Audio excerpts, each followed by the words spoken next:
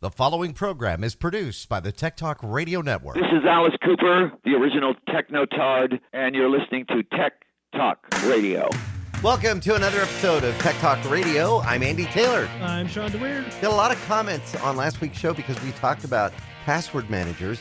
And wouldn't you know, I think the day after the show aired or a couple days later, we found out about another hack that went on, and it involved one of the password manager companies that we were talking about. LastPass. Yeah. So we've talked about this on the show before. Justin had used LastPass before because it was free. Then they came around and kind of locked you in and said, we're going to start charging you now. But if you had a free account, they basically were holding you hostage because they had all your passwords in your account, but now you had to start paying for it. So Justin left and went to OnePass, which is what I use at work and what I use personally at home because I like it so much at work. And Caitlin likes it too because it's super easy to use. But LastPass, the headline of this article, LastPass hackers stole source code.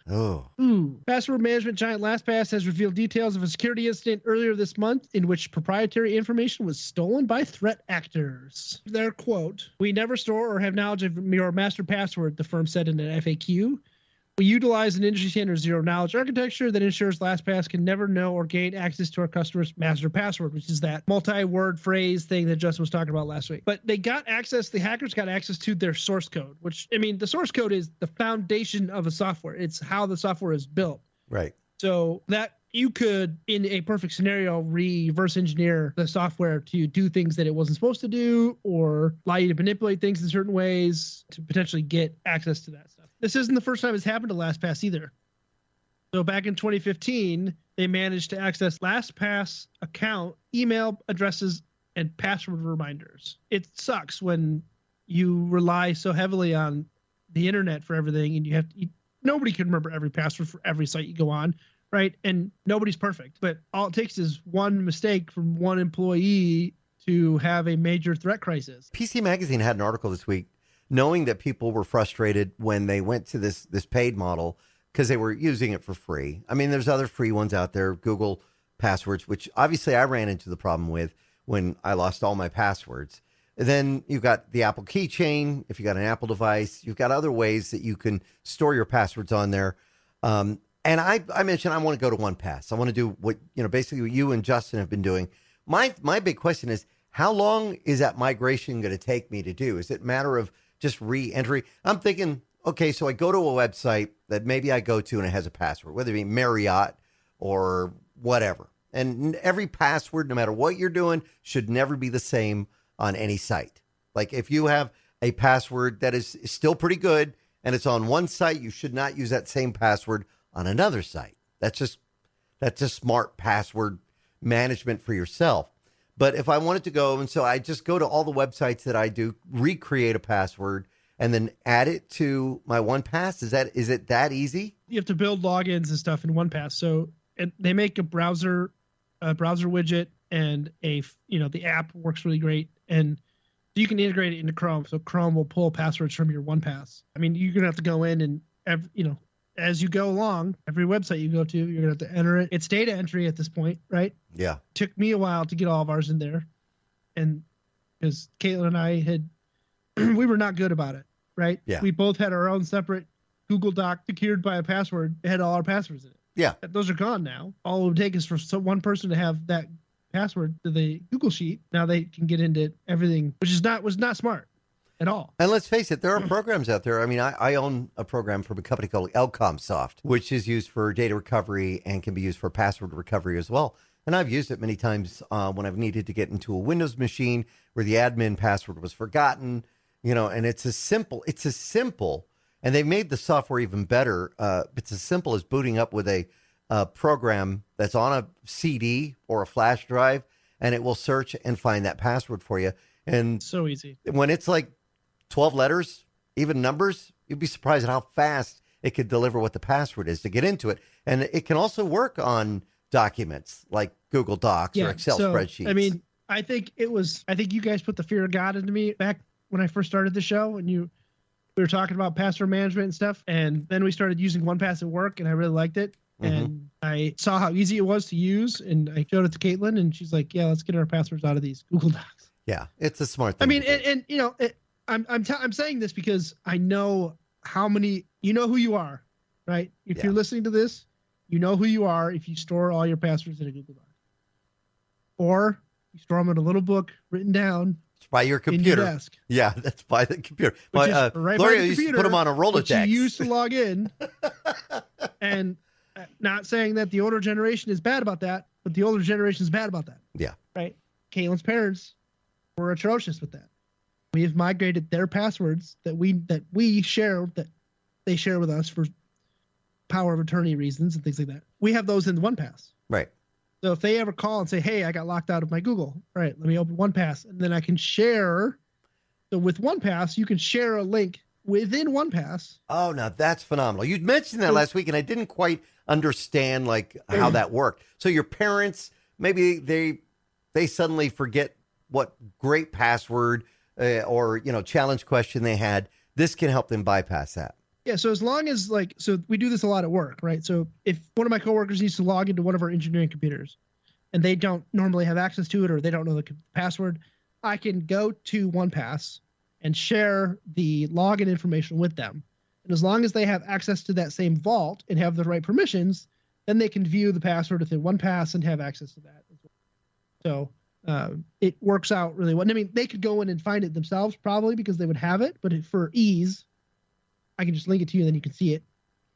Could that work good then for a small company, Sean, that is, that they have web domain, they have social media, and they get somebody new into the company that is going to maybe handle some of that? Can that work good in a way to just say, okay, Joe's handling it. Here, Joe, here's the login for Twitter, or here's a login for Instagram or our social media pages? Yeah, I mean, it's you basically create vaults, right? And then you add people to those vaults, and you can restrict access to them at any time. So if you have a vendor that needs to do something for a period of time quickly, or you can grant them access and then take it away, or just share or put them in a vendors only vault or things like that. So some people though, Sean, get nervous when you start talking about an annual fee. But the annual fee for OnePass it's not that bad. I don't even remember because it's so negligible. It was not that bad. It was personal and family. It's $2.99 a month billed annually. And you're talking $2.99. I don't know. So one password for family is $4.99, which is for up to 5 family members billed annually. I think that's the one we have. I don't remember. I'd have to log in and check, and I probably don't know the password. But that's not bad. Again, it's a great way to keep the family protected as well. And after the story this week, after the show ran last week, and if you missed last week's show, you can hear us talking about that. It's available on our website at techtalkradio.com. Just look for the picture of Justin as Eddie Munson. You can actually tune in there, but you can find out okay, now we know LastPass has another issue. And I don't know if it's going to cause people to move away in droves. That's kind of like what I saw in the article where they were talking about, hey, listen, if it's time you leave, these are your sources. And they mentioned Google. They mentioned, the Apple keychain. They mentioned Bitwarden, I think was another one that was out there. But I thought, OnePass just seems to have it together. The reason I went with it is because how easy it was so easy at work to be accessed. Just here's a link, create your master password, save it, print it, put it on a USB key, whatever you need to do with it. And then I was in. Right. Okay. I need to get into this graphics machine at work. GFX graphics. Boom. There's all the graphics machines. Reveal the password. I'm in. It's that easy. Yeah. So super easy. And it's available on PC, Mac, OS, Android, Linux, you name it. You can get access to it. Browser version, web version, app version, super easy. So I had something happen this week, and I wanted to tell you about this. So like everybody else, I've got so many emails. I still got an email from this station. I've got, Tech Talk. I've got the Andy Taylor Media from the video stuff that we've done. I've still got Yahoo. I've still got, I think I have AOL somewhere, the whole bit. And then for my cable service, I still use the Xfinity. And usually the Xfinity I've kind of tied to, the stuff that's maybe personally important. Doctors, maybe bills, that kind of thing. Well, I had a situation last week when I logged on to my Xfinity email. Now, as we know, there was a data breach on Xfinity that happened, well, some time ago, though. And I know that in some of the things where Experian, where you can find out where, or have I been pwned, you find out where some of your information may have been leaked. I know that my username on Xfinity is out there. It was out there. Anyway, so I got onto my Xfinity account, and I'm going through the email, and I got them all in there, and I see something that said, my Snapchat account has been created. Okay, right away, I thought, it's got to be spam. Right? It's got to be someone trying to scam me. It's click here to see it. And I went ahead and clicked on the message, and I saw where the from was, and I did all the due diligence, and it was indeed from Snapchat. And somebody had created a Snapchat profile. I had the username right there using my email address. Now, the big question is, you have to authenticate it, right? Well, it came in 2 days before when it said it was created, but it hadn't been authenticated yet. However, I did notice a new phone number in my profile. That's where I got nervous. The phone number was 111-111-111. Somebody just trying a quick hack to create a profile. And we know that there are, I would say, you hear the story about Twitter and having all the fake profiles on Twitter. Snapchat has got to be even worse than that. It's got to be. I get this person that is user friend from the quick story every day. And then as soon as you go ahead, maybe it's somebody they know, maybe it's somebody from the area. It's usually some kind of spam linking to some kind of scam, or even worse, some adult material, right? Which right away just block. But anyway, so I see this phone number in there. I'm like, wait a minute. So what I end up doing is I figured, well, I have the Snapchat username. I've got my account. So let's go ahead and log into Snapchat. So I go to Snapchat's actual physical website, and I went ahead and logged in using the my email address, and reset my password like I didn't remember it. Sure enough, it sent me the password reset request. I went ahead and reset it to a super difficult password, got it set up, went in there, and then deleted the account.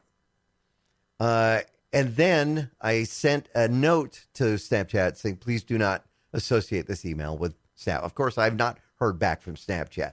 It's been bad. Matter of fact, I think this week they've just announced they're laying off like 20 people. They've given up on the Pixie drone. So I don't know, what's happening with social media when it comes to Snap, if they're really monetizing. But I just think with the tightening down on advertisement and just there's so many competitors, and nobody likes ads. Well, then it sucks. Then I went into my Xfinity, and I went ahead and removed that phone number. I went ahead and reset that password as well. And I haven't seen any strange passwords come in, but it just reminds us to make sure you keep an eye on your email accounts too. Because I mentioned last week, like somebody I like to use dual authentication when it's available, right? Mm-hmm. And I had dual authentication available on my Microsoft account. And somebody tried to link my Mojang account, which is Minecraft, and I got a notification saying, hey, somebody's trying to change your password on Mojang. And I got another one. And then I got a phone call from a weird number I didn't recognize. Mm-hmm. Then I got another phone call from the same number. And I was like, this is weird. And then I put two and two together. Somebody was trying to authenticate my Mojang account via email and then via the phone. And so I went in and changed my password. But if you're getting those emails that are saying your password's been changed, you got to be careful, right? Because if you don't click on the email. Yeah, that's the biggest, best piece of advice. You get an email saying your password's changed. Click here to. Don't ever do that. Don't click it. Yeah, don't ever do that. Go to a web browser and type in the website you want to go to. Actually, go to the website and try and log in. I'd almost do it on another computer in case your computer's been compromised. Now, some people say if you have access to that, yeah, that might be a little over the top. But I always say be really careful. Yeah, it's very easy to get phished. Yeah. So anyway, I did check, and that account was no longer available on Snapchat. So hopefully it took it down completely. I wish Snap would have somebody that would have responded saying, hey, we'll put a record in. This email account won't be used for Snapchat.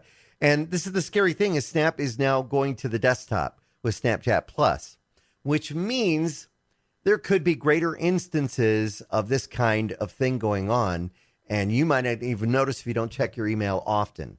So whatever email account you have, take a look at it, check it out, make sure there's nothing strange on there. Don't click through something. Instead, do like Sean mentioned, or like I did, actually went to Snapchat, the website itself, and then followed through that way. And then, if you have to reach out to tech support from the company, do it on their website, not through an email.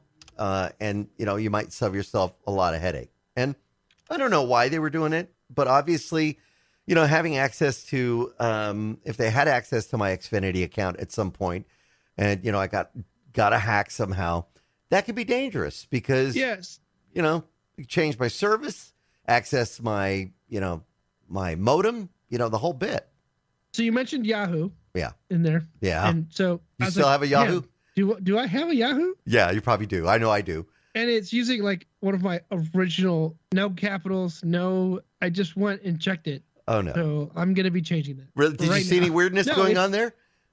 No. No, but it's not in your OnePass, right? No, because I was like, here, let's try this password. And it wasn't in OnePass. And so I'm glad I checked because it was using it like my original password that I made probably when I created my Yahoo account back in the early 2000s. Oh boy. Even Chrome popped up and said, check your password. Yeah. Now, I know that AOL did I want to say not a sponging, but if you didn't use your AOL account for a while, they got rid of them. They bunked me. I tried to log into my AOL account too. So I'm kind of bummed about that because the height of the internet for me growing up was being able to set away messages in AOL Instant Messenger. Oh yeah, you could. But we had dial-up, so it didn't matter because when I wasn't online, I wasn't on. Exactly. So it didn't matter anyways. All right. Hey, look at this. Hold on. Yahoo, right? I just signed in. Right. It's literally a banner. I'm going to share this with you because it's hilarious. All right. It's a banner. I'm not joking. This is hilarious. Let LastPass take care of your password needs. But that's so funny. That's literally the background, and I'm trying to change my password on Yahoo. My Lord. Oh my God, that's so funny. Oh boy. Oh boy. Yep. Sorry, LastPass. Yeah. People will still use it. People listening to this might be using this. They're saying they've had no problems. Just do the due diligence. Check your accounts.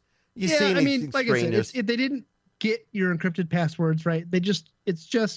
It sucks that a security company that's supposed to be in charge of your security and your passwords got hacked in a certain way. That means they were vulnerable. That means it's just kind of not a good PR look for them. No, not at all. All right. One of the other things we talked about this week, and I played the audio for Sean, and it's pretty funny. This is good. So I have my DJI Mini 3 drone, and I love it. I've obviously going very slowly in learning to fly.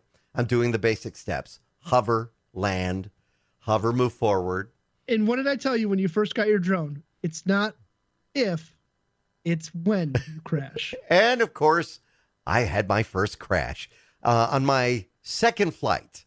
So I went ahead and took it to my day job, and I had it in the studio, and I was impressing my co-host there. I was impressing my friend with the fact that, look at it, I can make it hover.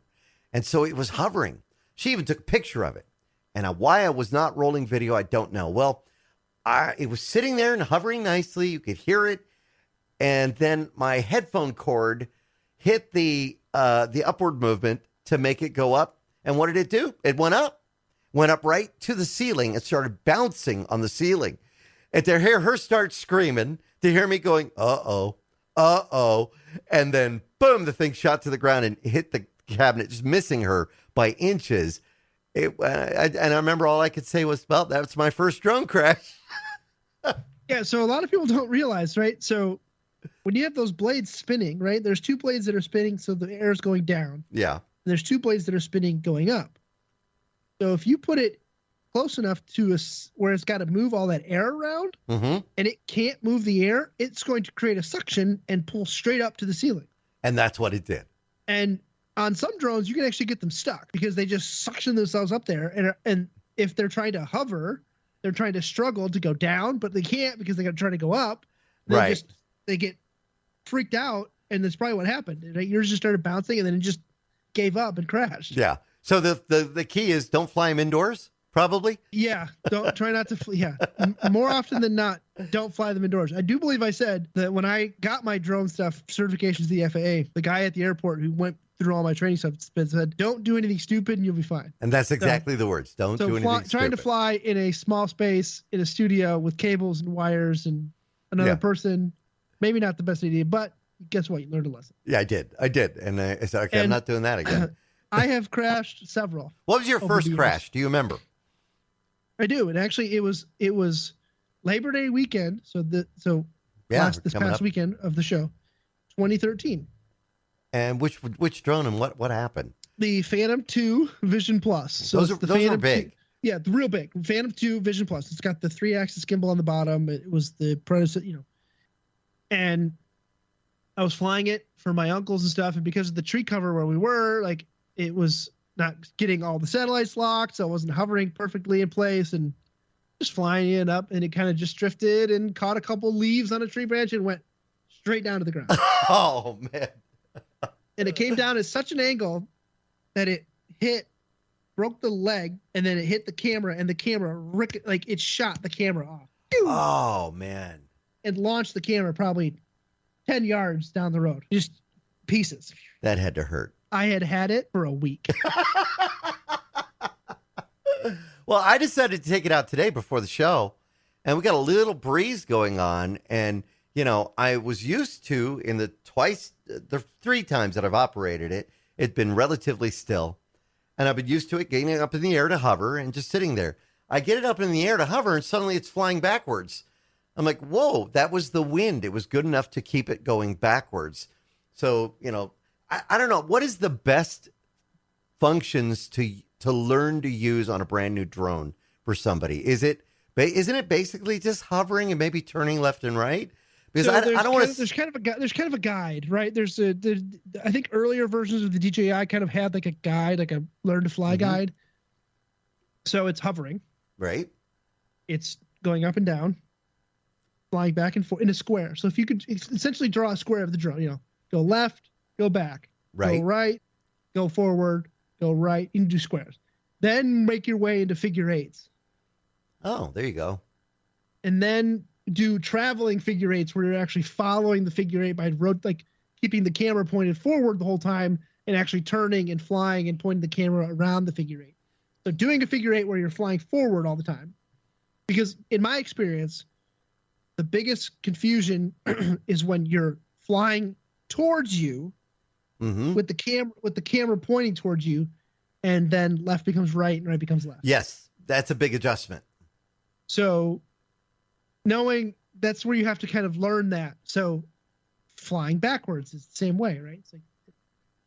It's just getting used to knowing the controls. And I think the biggest feedback I can give people is for the DJIs, especially. As long as you don't have the auto hover turned off or the safety features turned off, you're flying a DJI drone and you get confused, you get turned around, you're looking straight up. Just let go of the controls. Really? Because it'll auto hover.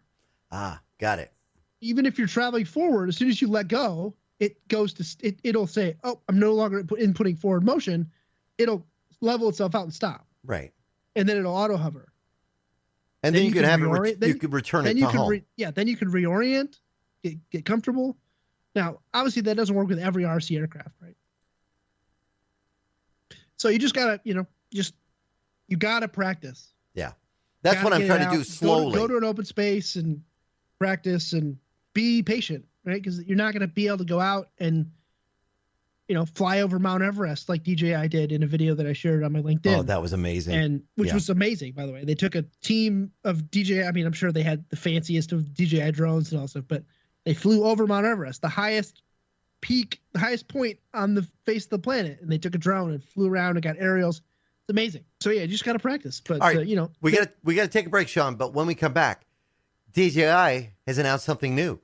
And A new drone. It'll change the way that you fly, which could be kind of scary for some. So we'll do that when we come back with Tech Talk Radio. I'm Andy Taylor.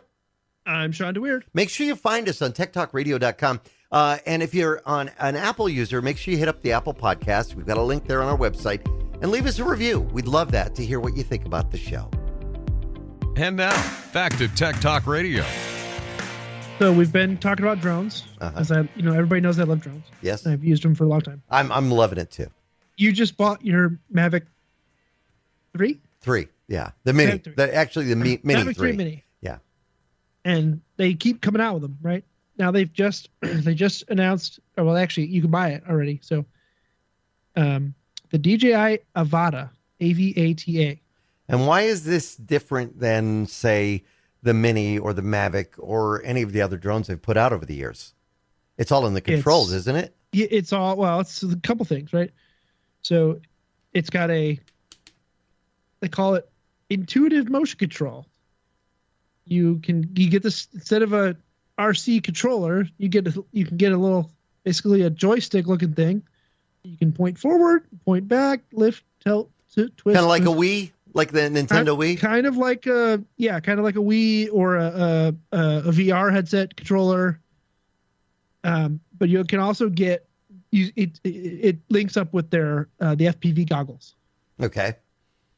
But it's palm sized.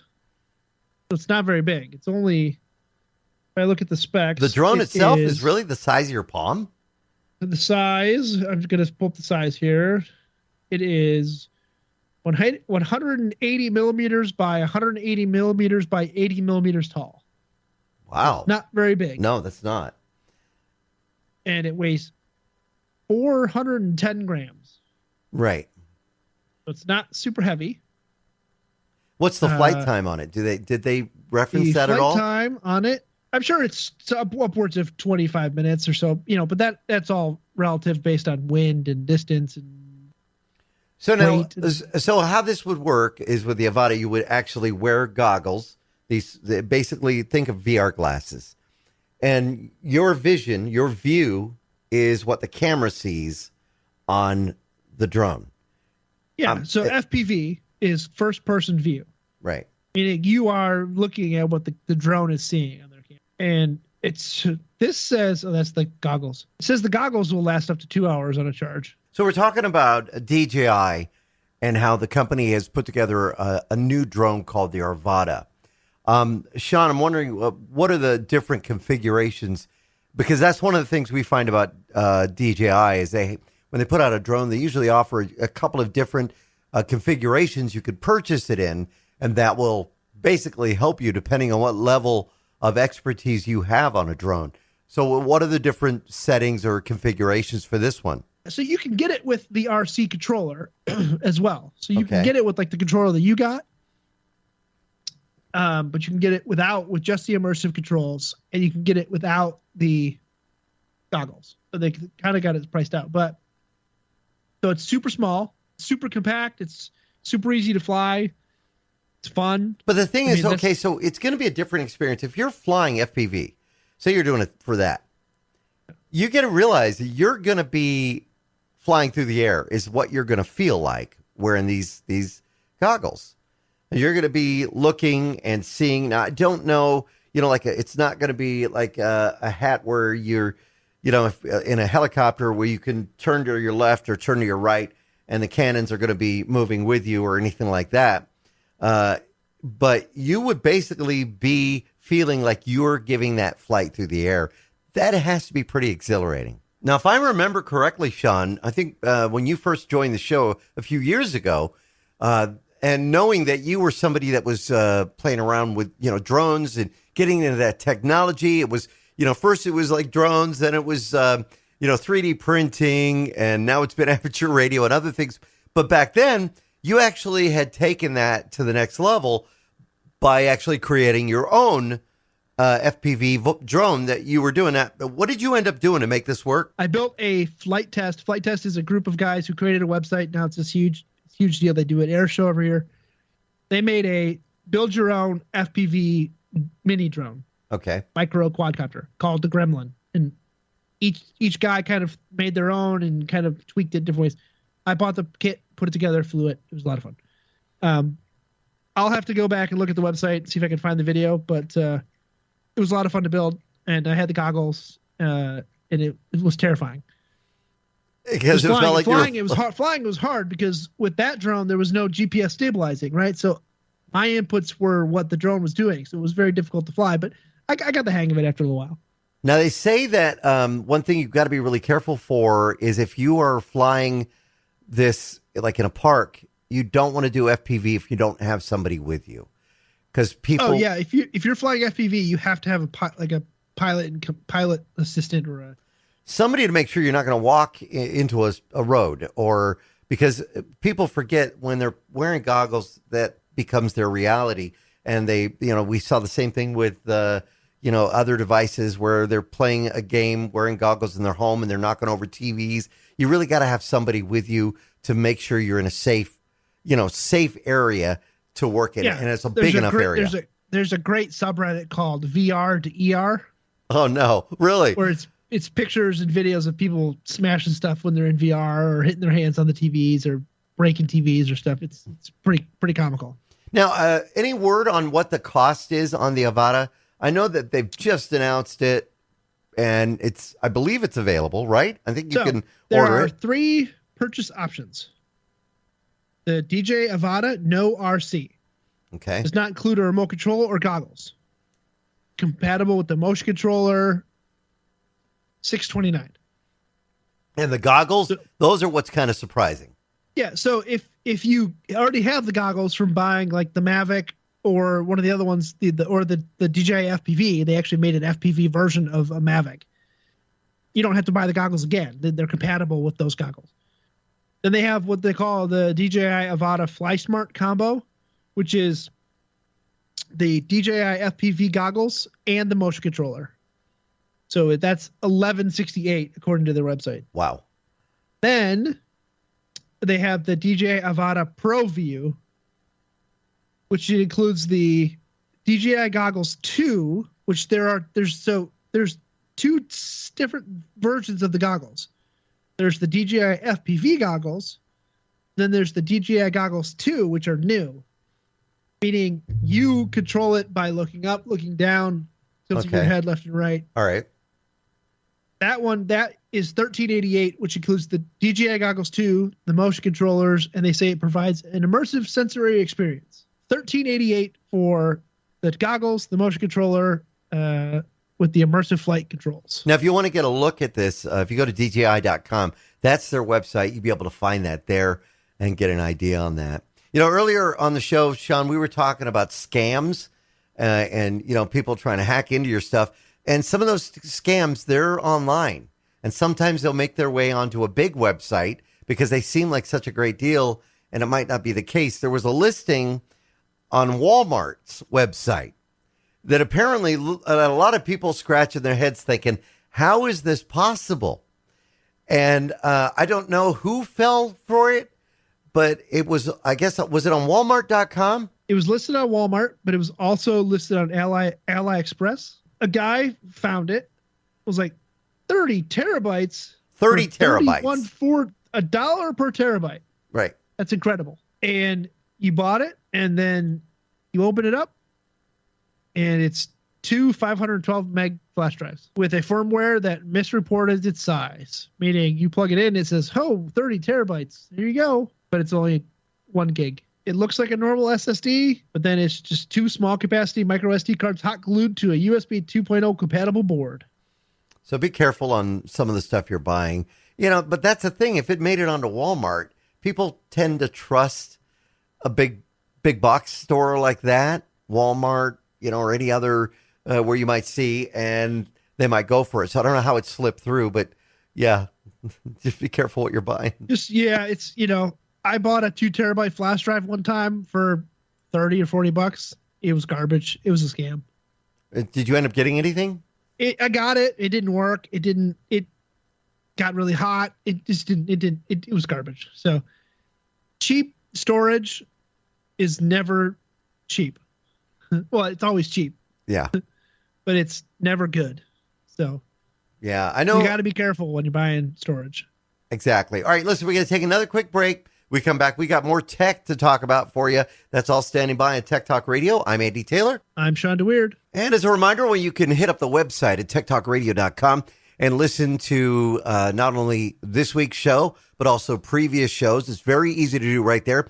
You can also get a real quick access by jumping onto our blog, blog.techtalkradio.com. You'll find the link on the front page of our website there, as well as access to our Twitter feed. You'll be able to see some of the other stuff that's there as well. And again, very easy to navigate. Again, all by visiting techtalkradio.com. We'll be right back. Now, back to Tech Talk Radio. Hey, Bill Nye, the science guy here. Whenever I am listening to the radio, especially Tech Talk Radio, it's just such a party. So it's pretty cool when stuff goes viral. I have something that kind of went viral this week, it's really silly and it's really ridiculous, but I have to share it with you. Instagram does these things called Reels. Have you seen Instagram Reels? Yeah, Caitlin still uses Instagram, so yeah, I watch them all the time, and they, once in a while, if I'm in a mood where I just need a break and I need to laugh or I need to see something cute, they got cute doggies and kitties and babies on there. You don't see a lot of tech stuff on the Instagram Reels. Once in a while you do, and I want to do more Reels and do them with that. So they do this thing where you be sitting there and you could just respond to it, and that's the reaction you get. I did a Reel, and I'm sitting there, and it says, "How old do I look?" And it's just random. So the thing's going through over my head while I'm watching it, and it's saying, how old does this person look? And it came off with 84 for me, that I looked 84. And I don't know, just naturally it came out of me, and I just yelled, "Get off my lawn!" And it was funny, and that was it, 7 seconds. And that was posted, I want to say about a week and a half, maybe 2 weeks ago. And again, it was just for fun. And I went ahead and posted it to my Reels on my Instagram, which is Tech Talk Radio.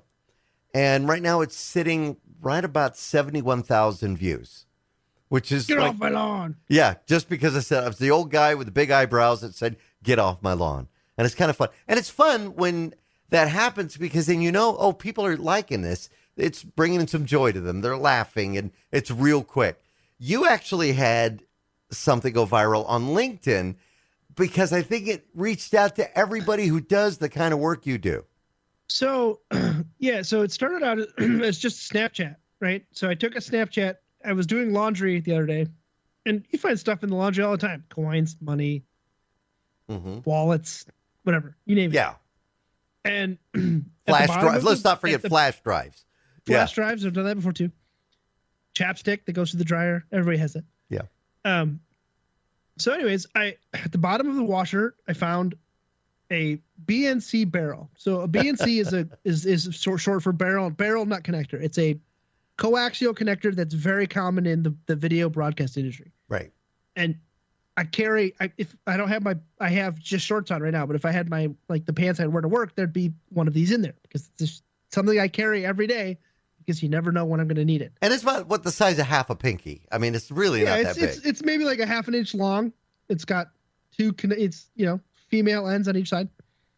And so I just took a quick picture with my phone and said, can anybody else relate to this image? And I put it on my LinkedIn. That's all you had to do. And that was early last week. It's been 5 or 6 days. I think it's up. I think it has 70,000 impressions or something. Amazing. And it just, everybody was coming out of the woodwork saying, "Yeah, I do that all the time." And one guy even said, "Is this how you're supposed to get a clean feed?" And all this stuff. So very comical and just kind of, but it's just constantly you don't realize I've never been in a situation where a story or a post has gone viral on social media where it's actually been associated with one of my accounts. Which is kind of cool. It's a good feeling. Which is kind of cool because it's your phone's constantly going off saying LinkedIn. Yep, because the other viral stories that I had were always associated with my work, not my personal stuff. There's a guy on the floor. Yeah. The Mecosta County rave party, which was associated with my Fox affiliate. The kid that fell asleep behind President Obama, that was also Fox. Oh, that's cool.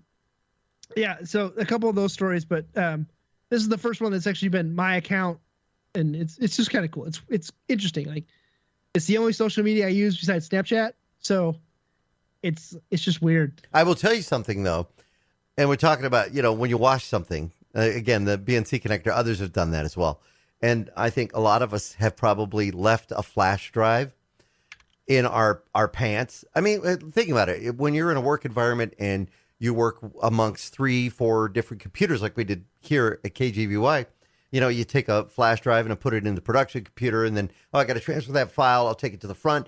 Sneaker net, it was the way to do it with flash drives. And I remember I had a really good flash drive that I loved. It was so cool. And I know it went through the wash a couple of times, and then all of a sudden it stopped working. And I assumed, Sean, that it was because I put it through the laundry cycle, that suddenly this flash drive wasn't going to work anymore. So one day I was just sitting there, bored. I was listening to something in my headphones, and I picked up that flash drive and I was looking at it. And then I looked at the end of it and I tried to, blow it out, give it a good blow. And I saw a little piece of fluff move in. And I thought, wait. So I grabbed my little toolkit there, and I've got those really tiny, fine screwdrivers for fixing hard drives and whatnot. And I start playing around and I dug out a big old piece of lint that looks like it was sitting at the bottom of shorts, and it just fit snugly inside that USB connector, so it was not making a USB connection. You couldn't tell because it plugged in enough, but it wasn't able to make that actual connection. I went ahead and kept moving, kept getting that stuff out of there. Once I did, plugged it in, it's good as new. It was working fine. So if you ever have had that happen, or you put your flash drives, you don't put the cover on them, make sure you take a look at them and make sure there's nothing at the end of them. Yeah, the same thing goes with your phones too, right? Like the lightning connectors on the iPhones can get lit in there. Yes. And if it doesn't make a good connection, or you feel like my phone's not charging right, take a look in there, shine a flashlight in there, see if you got some lint. Or you throw away that. Do you think it's the cord that you bought at Walgreens for $15? Yep. Might not even be the cord. May not be. Although I've had those break off inside the phone, so that's not good. All right, speaking of phones, this is kind of cool. I want to share this little tip with you. If you have an old school telephone, like the old landline telephone, a lot of us still have them. I still have one somewhere around the house. Several. There's a way to turn that into a cell phone Bluetooth receiver. And this is one of those life hacker stories. If you go to Life Hacker, they have all kinds of stuff there on how to get the most out of your old tech, or even even stuff in the kitchen that's nothing to do with technology, but how to make stuff work better. So they had a story in there not long ago about, if you miss dialing and then slamming down the receiver when you're mad, you can't really do that with smartphones. When they went to flip phones, it was terrible, because if you were mad, you'd close the flip phone like angrily, and it didn't have that same effect. So yeah, no, it was always fun to, I grew up. It's weird to think that I grew up pre-cell phone. Yeah. So not a lot of kids can say that. So I'm still pretty young, I think, but I was able to, that nice bing of the phone, the bells when you slam it down. Oh yeah, that was great.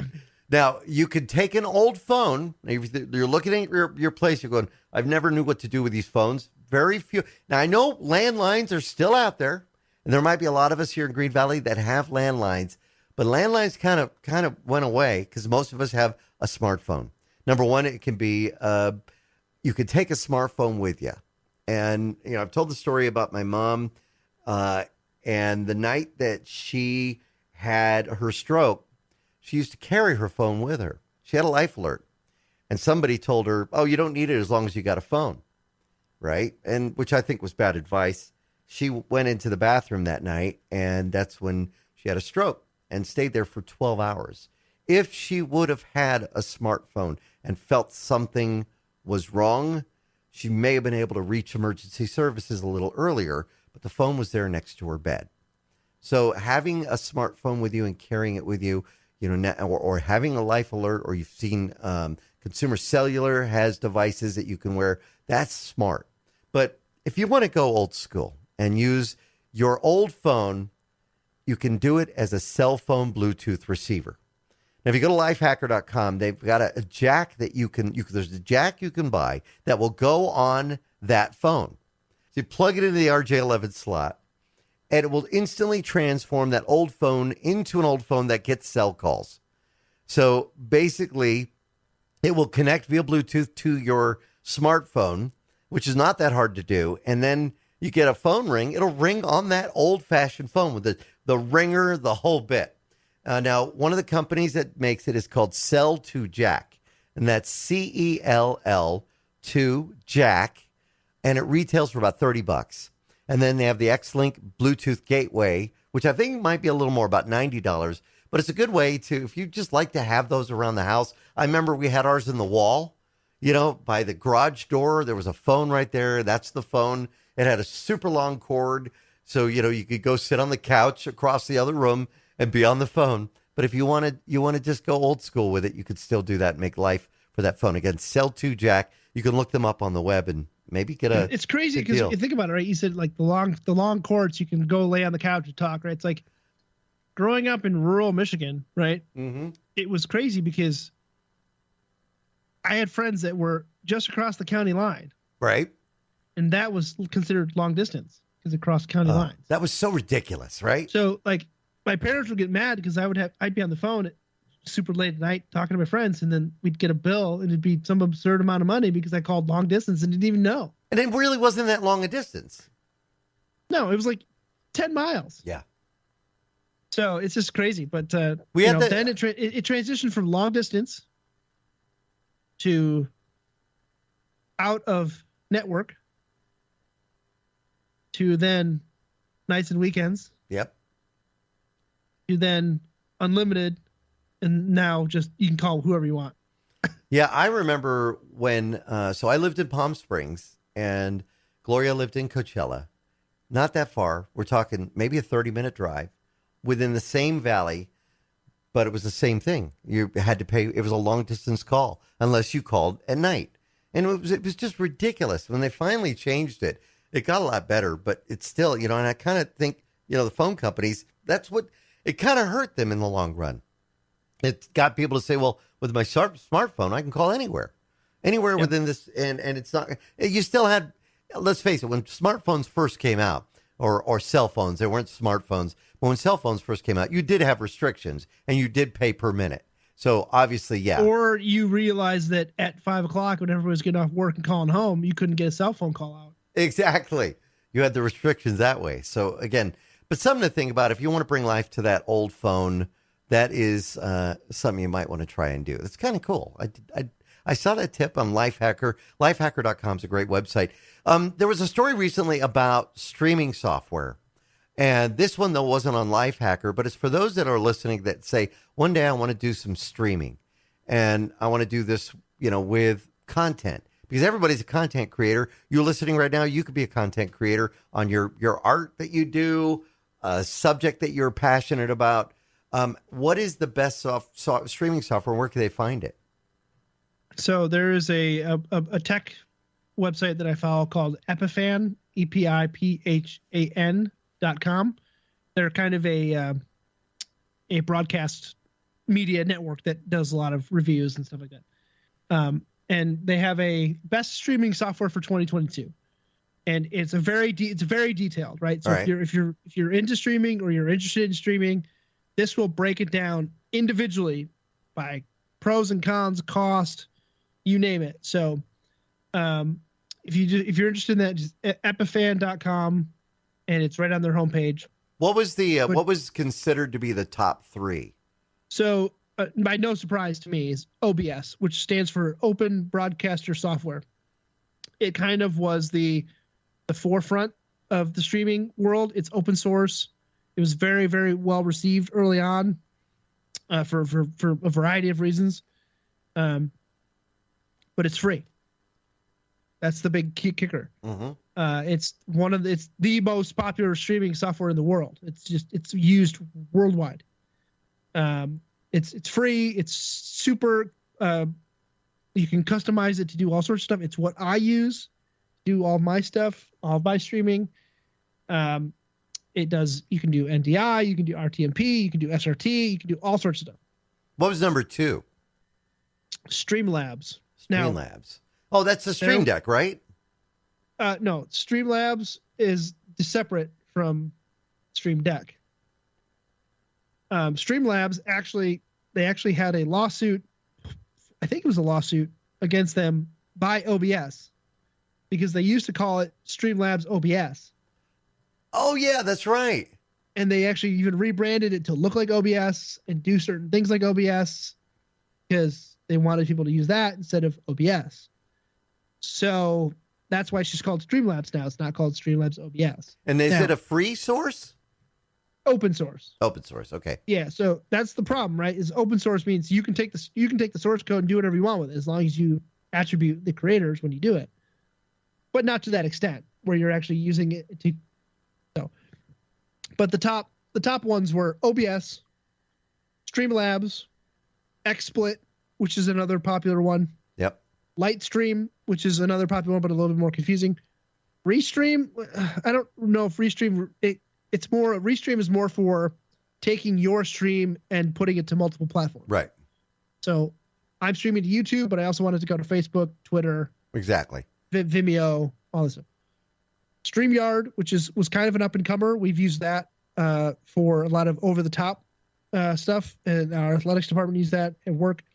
Wirecast, which Andy you use, yes, which is pretty popular. That one's not free. No. And then vMix,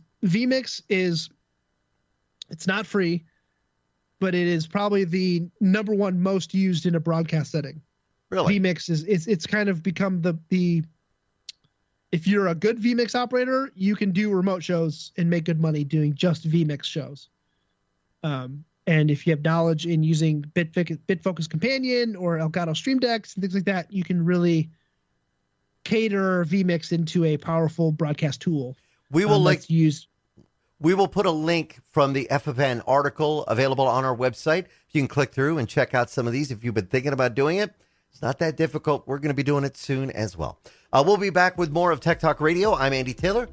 I'm Sean DeWeird. Don't forget, follow us at Tech Talk Radio on Twitter. And now, back to Tech Talk Radio. So you know that I've been having some fun with curved monitors. And I just recently bought an LG. And I followed that up by buying a Dell. And I still haven't decided which one I'm going to keep. I do like the LG. It's really sweet looking. And the curve on it is what they call an 1800R curve. So it's not that pronounced. Now, the one I looked at previously, the Odyssey, that was a bigger curve. The new one, the Odyssey Arc, which is put out by Samsung, has a 1000 curve, which is actually more defined. It can 1,000. it can curve over the top of your head. But Corsair did something this week that I wanted to mention. If you like the curved screens, Corsair has introduced a brand new monitor. The monitor does something. It curves. You control the curve. Basically, you have a contraption that's on the back of the monitor, and it's got a more pliable screen. We're seeing screens coming out that are more pliable and more thinner. And it's got a pliable screen that will actually set your curve for that screen. So if you say, I want it to be curved at this angle, or I want it to be curved at not as much, you can actually control all of this with this new monitor from Corsair. Corsair is one of the companies that's been big on gaming peripherals, memory. And I don't know if you're looking at this right now. I am, yeah. It would terrify me that I would hear a snap. Or if you forget you're not at your bendable screen and you go to your friend's house and you're sitting at his computer. Hey, hold on, let me snap.